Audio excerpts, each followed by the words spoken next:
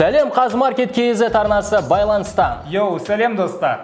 Менің қолымда Samsung Galaxy S10e, ағылшындар оны i деп атап жатады. Ал менің қолымда iPhone XR немесе XR. Бұл екеуі екі алпауыт компания, екеуі әрқашан теке тіреседі, қарсылас. Екеуі тіптен бөлек әлем, бөлек философия, екеуінің көптеген жанкүйерлері мен фанаттары бар. Мақсат, мысалы, қаншама жылдар өтсе де осы Samsung пен iPhone-ның қақтығысы ел аузында жүрген тақырып. Жалпы iPhone бір флагман шығарса, Samsung оған қандай жауап қайтарады деп барлығымыз күтіп жүреміз. Биыл да iPhone компаниясы екі флагманға қосымша ретінде үшінші осы XR-ді шығарған болса, Samsung оған жауап ретінде мына S10e-ні шығарған болатын, иә? Олай болса, біздің көрермендеріміздің ішінде iPhone-ның жанкүйерлері болса лайк бассын, ал Samsung сүйер қауым пікір қалдырсын. Ал біз бастаймыз.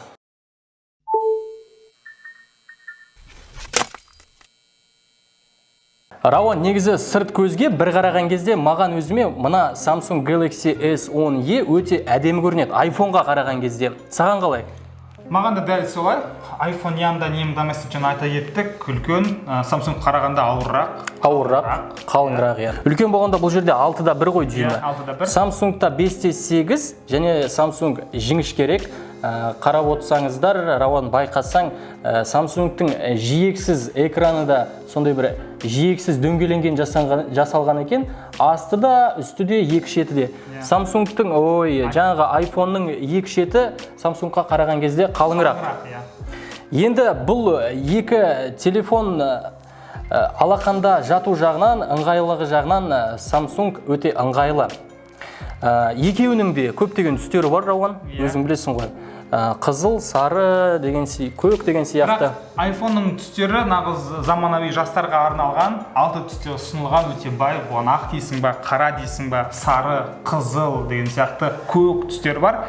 Samsung-та да 4 түс бар, бірақ та түстері анық емес. Мысалы, цитрус деген түс бар, шіріп кеткен лимон болады ғой. Сондай түсте. Жоқ, екеуінде де түс жетеді ғой, жарайды, оны бірақ қоя берші, тұтынушылар сатып алған кезде бірден телефонды қаптап жатады ғой. Соған қараған кезде енді менің ойымша түстер ондай аса қатты маңызды емес. Халық арасында жалпы 300 мыңға смартфон алып, оны қапшыққа салмау мазохизм деп аталады, достар. Сол себепті қапшық әрине алады. Сол кезде түстердің маңызы жойылады деп ойлаймын. Ол кімнің теориясы? Ол менің теориям. Керемет теория екен, жарайды. Жалғастырайық енді мынау дизайн, дисплей жағына келетін болсақ, бұл жерде де Samsung әдемі көрінеді. Себебі мынау 2019 жылы iPhone сол қас қабақты қалдырған. Бәрінің жынына тиіп отырған осы қас қабағы. Енді мен бағанан бері iPhone жамандап отырмын, осы жерде бір араша түскім келіп тұр. Себебі мына қосарланған қас Face ID технологиясының бірден бір көрсеткіші. Себебі бұл қосарланған қас болмаса Face ID болмайтын еді. Бұл жерде бізге бір инфрақызыл камераға және де екі инфрақызыл жарықтағышқа орын қалдырған. Ал Samsung-ты өзің білесің енді. Енді Samsung дизайн жағынан келген кезде, көзге әдемі көрінеді. Міне мынандай неше түрлі жағы темалар орнатуға болады. Мынау камера, аватар, камера екінші көз сияқты көрініп тұр. Әдемі көрінеді, бірақ енді бұл жерде камераға бет әлпетпен бұғаттау жүйесін қосқан, бірақ ол қауіпті өте, қауіпсіз емес. Өзім суретімді алып, Samsung көрсетсем, ол аша салады. Аша салады. Сол жағынан Face ID қауіпсіз. Бірақ енді Samsung-тың артықшылығы бұл жерде бірақ бұғаттан шығару функциясы жоқ камерамен. Бұл жерде шетінде саусақпен бұғаттан шығару сканерін орнатқан.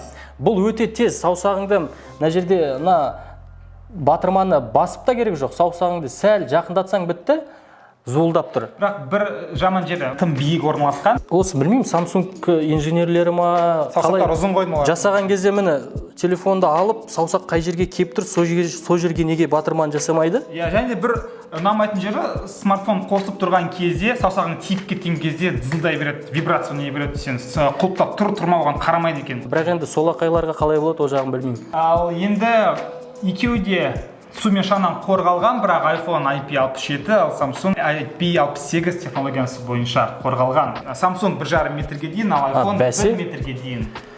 Енді бұл кейін шыққаннан кейін кішкене болса да технологиялық жағынан кішкене Samsung компаниясы iPhone-нан, Apple-ден асып кету үшін сәл де болса дамытқан енді. Бұл жерде тағы да мазохизмге қайтып ораламыз. 300 мыңға смартфон алып, оны суға түсіру да солай аталады деп ойлаймын. Ешкім суға салмайтын шығар, жеке мен қорқамын әлі күнге шейін. Қанша ақша кетіріп суға салу менің ойымша дұрыс емес. Енді тағы да дизайны бойынша екеуінде де астыңғы жағында қуаттағыш ұяшықтары, мұнда Lightning, ал мына бізде Type-C. Және де басты айырмашылығы Samsung-тың және ыңғайлы жері ол 3,5 мм аудио джек. Сим-карта ұяшықтары әдеттегідей бізде iPhone-ға барлығымызға белгілі бір сим-карта саламыз және де SD карта сала алмаймыз. Ал Samsung-та бізде Samsung-та 2 сим-карта және бір жады картасын салуға болады. Достар, бұл екі смартфонның дизайны жайлы айта кеттік. Енді салыстырмамызды нақтырақ ету үшін екі тәуелсіз сарапшыны шақырып, көздерін байлап, осы смартфондардан алған әсермен бөлісуді сұрадық. Қош келдіңіз, Ажар. Қош келдіңіз, Салтанат. Енді сіздің алдыңызға екі смартфонды ұсынып отырмыз. Енді бір-бірден ұстап, өзіңіздің сезімдеріңізді білдірсеңіз. Міне, бірінші, екіншісі. Қандай әсер алып отырсыз? Мынау жеңілдеу, қолға ыңғайлы. Телефондар ыңғайлы өте, бірақ мына телефон кішкене ауырлау сияқты. Оның өлшемі үлкен, өте үлкен мен қолыма. Қалтаға да салған ыңғайлы. Мына телефон жеңілдеу және де өте жылтыр сияқты. Жалпы мына екі смартфон қандай смартфондар деп ойлайсыз? Sony-ға ұқсайды. Sony-ға ұқсайды, ал келесі? Мынау телефон кішкене Samsung-ға ұқсайтын сияқты. Мынау Xiaomi. Жалпы екі смартфонның қайсысымен қолдану сізге ыңғайлырақ? Маған сол жақтағы смартфонмен қолданған ыңғайлырақ, себебі оң жақтағы кішкене ыңғайсыздау, үлкенірек. Үлкенірек. Иә, қыздарға кішкене кішірек ыңғайлы болатын сияқты. Ал енді сіздің көзіңізді ашайық. Қандай смартфондар екенін қараңыз. Сіздің қолыңызда, оң жақ қолыңызда iPhone 10R, ал екінші қолыңызда Samsung S10e болатын. Жалпы сіз өзіңіз қандай смартфонмен қолданасыз? iPhone-мен. iPhone 7. Сонымен сіздің таңдауыңыз Samsung S10e-ге түсті ғой. Жалпы осы смартфонмен қолдану сізге ыңғайлырақ болып тұр ғой. Иә. Достар, экранны дисплейларына келейік. iPhone-да 6-да 1 дюйм, Samsung-та 5-те 8. Енді екеуінің экраны дисплейі екі түрлі технологиямен жасалған әрине. iPhone-да супер кристалды IPS матрица, ал Samsung-тікі супер AMOLED. Ал жалпы менің байқағаным Samsung қара түсті өте қанық және жақсы береді екен iPhone-ға қараған кезде. Енді маған екі дисплей де бірдей сияқты көрінді, бірақ та AMOLED дисплейлердің бір ұнайтын жері Always On Display үшін маған қатты ұнайды. Өте керемет. Жалпы ойлаш, осыншама қымбатқа смартфон алып, бұл экрандарды сындырып алса не болады? Сындырып алсаң не болады? Samsung туралы айтайын, бұның алдыңғы дисплейін жөндету үшін бір 70 мыңдай шығын шығады. Артқы корпусын сындырып алсаңыздар, ол 35 мыңға дейін жөндетуге болады. Ал iPhone-да алдыңғы дисплейі Samsung-тағыда 70 мың, бірақ та артқысы өте қымбат. Артқысы 150 мыңға дейін кетіп қалады. Жалпы өзінен өзі қымбат смартфон, одан кейін оның жөндеуі де қымбат смартфон. Фанаттар неге iPhone-ды жақсы көреді? Енді жүрекке жеткен смартфон болғаннан кейін жақсы көреді. iPhone сүйер қауым болса, iPhone-ды осыншама қымбат қылып, не үшін жақсы көресіздер, жазып кетіңіздер. Камераларына келейік. Енді бұл жерде ең бірінші біз техникалық сипаттамаларын айта кетейік, одан кейін өзіміздің әсерлерімізді айтатын боламыз, бөлісетін боламыз. Samsung-тың фронталды камерасы 10 мегапиксель, ал iPhone-дікі рауан 7. Ал Samsung-тың артында қосарланған камера бар, екі камера. Алғашқысы 16 мегапиксель, градусы 123. Екіншісі 12 мегапиксель. Бір айта кетерлігі Samsung-тың дәл мына 10R iPhone-нан айырмашылығы бұл жерде кең бұрышты қылып түсіре алады. Енді қоса кетейін, Samsung-та бізде S9-дан бері қосарланған диафрагма бар, 1.5-те 2-де 4. Ал iPhone-ның негізгі камерасы бізде 12 мегапиксельді модуль. Бұл жердің бір ерекшелігі Live Focus технологиясы бар. Бірақ камера, бірақ айфонда. Samsung'да 2 камера. Енді айфонның кемшілігін айта кетейін. Бұл жерде iPhone портрет режимінде адамдарды ғана фокусқа алып, артқы жағын бұлдырлатады да, бір объекттерді немесе бір заттарды фотоға түсірген кезде артқы фонды бұлдырлата алмайды, фокусқа алмайды десе болады объектті. Сол жағынан. Иә, сол жағынан ғана. Ал енді фронталды камерасының сапасына келейік. Мысалы, мегапикселі iPhone'да аз Samsung'ке қараған кезде, бірақ екеміз тесттен өткізген кезде, Рауан, менің ойымша iPhone осы фронталды камерасынан алға суырылып шығып тұр. Әсіресе түнгі түсірілім, түнгі фотолар кезінде сапасы керемет екен. Бірақ Samsung кең бұрыш арқылы менің ойымша беріспей тұрған сияқты. Себебі кең бұрышы Samsung'тың қалтаңда бейне бір GoPro ұстап жүрген сияқты түсіреді екен. Екі смартфонда 4К сапасында бізде 60 кадры түсіреді секундына, және де оптикалық тұрақтандырғышы керемет. Жалпы екеуі де флагмандық, бюджеттік болса да флагмандық смартфон болғаннан кейін Енді Рауан бюджеттік деп ауыз бармайды айтуға негізі. Енді өздерінің ағаларына қараған кезде. Ағаларына қарағанда деп айтайық. Достар, енді екі смартфонның жүрегіне келейік. Процессоры, сол арқылы смартфондар жұмыс істейді емес пе, Рауан? Иә, және де салмасы начинка дейді ғой. Иә.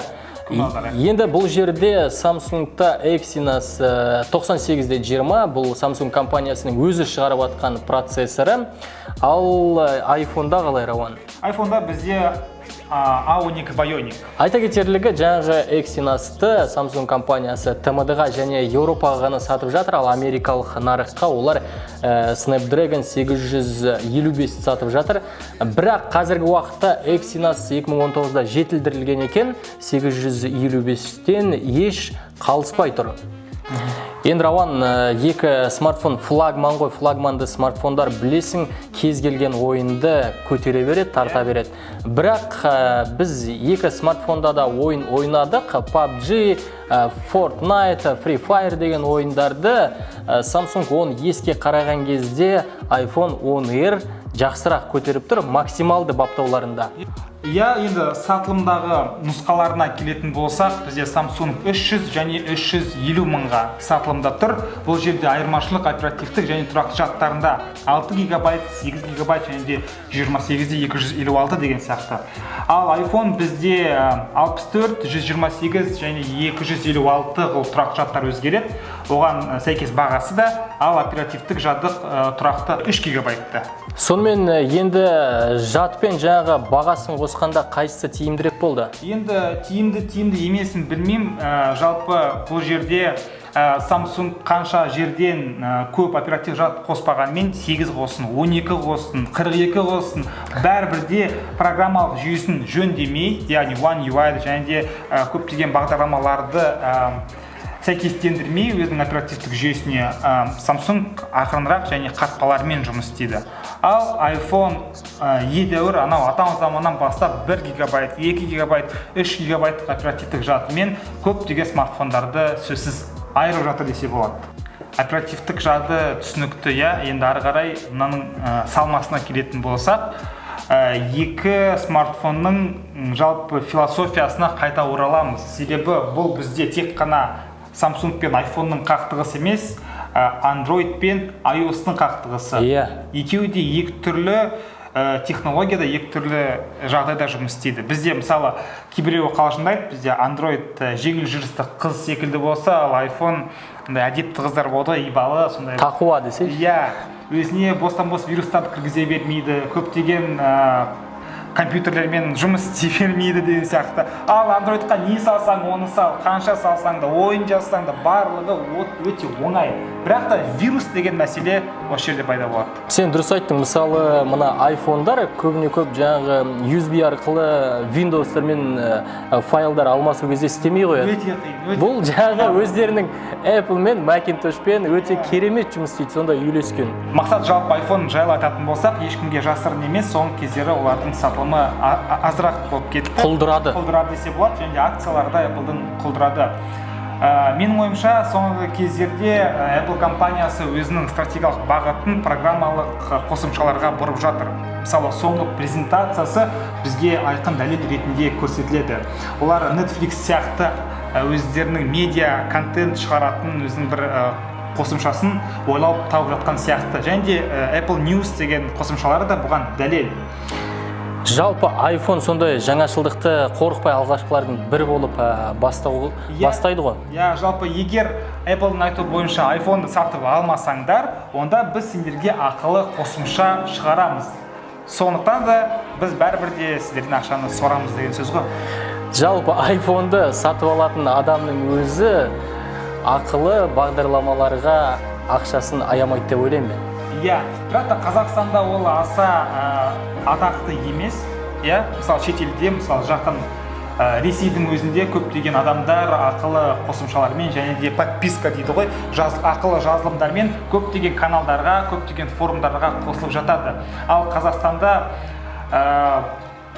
Android көп ұстайтын адам болғаннан кейін осындай ақылы қосымшалар мәдениеті аса дамымаған. Ал енді аккумулятордан келетін болсақ, менің қолымдағы iPhone 10R-дің қуаты 2945. Ал Рауан, мына Samsung, яғни S10E-нің қуаты, батареясы 3100 мАч. Енді iPhone-да азырақ деп айтуларыңыз мүмкін, бірақ та өзінің кішкентай ғана сұйық кристалды дисплейдің арқасында HD сапасындағы және де өзінің программалық жүйесіне салмасына байланысты ол Samsung-қа қарағанда көбірек өмір сүреді. Супер AMOLED сәл де болса қуатты көбірек жейді және бұның процессоры да қуатты көбірек жейді. Сондықтан достар, Samsung-тың батареясы 3100 мАч болса да, біз екеуін бір апта бойы тесттен өткізіп көрдік. iPhone-ның батареясы кешке дейін емін-еркін шыдап тұр және де артында сәл-пәл пайыздар қалады екен. 17 пайыздай қалып тұр. Ал Samsung кешке таман шыны керек өле бастайды. Ал енді iPhone жайлы айтатын болсақ, техникалық сипаттамасы жағынан екі смартфонда бірдей, бірақ та 10R өзінің нарықтағы жайғасымы жағынан ешкімге керек емес смартфон сияқты. Себебі үлкен, біз барлығымыз SE2-ні күткен болатынбыз. Екіншіден, техникалық сипаттамасы жағынан өзінің ағаларынан әлде қайда әлсіздеу. Бірақ бағасы қатты айырмашылық байқаған жоқпын. Ал бір қызығы, мына 10E-нің сипаттамалары техникалық Рауан. Флагман жаңағы ағаларында бар заттардың бәріне дерлік түгелге жоқ техникалық функциялармен барлығы осы 10E-де бар екен. Бағастардан оның үстіне.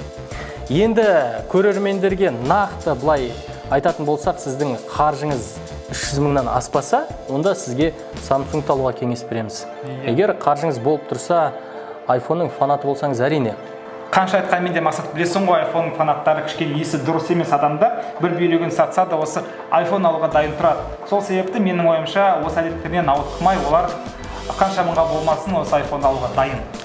Құрметті көрермендер, жазыңыздар пікірге, бізге оқыған қызық. Сіздер осы жаңа Galaxy S10e смартфонын 300 мыңға алатын бедіңіздер болмаса, немесе iPhone 10R-ді 150 мыңға сатып алатын ниеттеріңіз бар ма? Жазыңыздар, бізге оқыған қызық, лайк басыңыздар, каналға тіркеліңіздер, қоңыраушаны басыңыздар. Келесіде YouTube-та көріскенше, сау!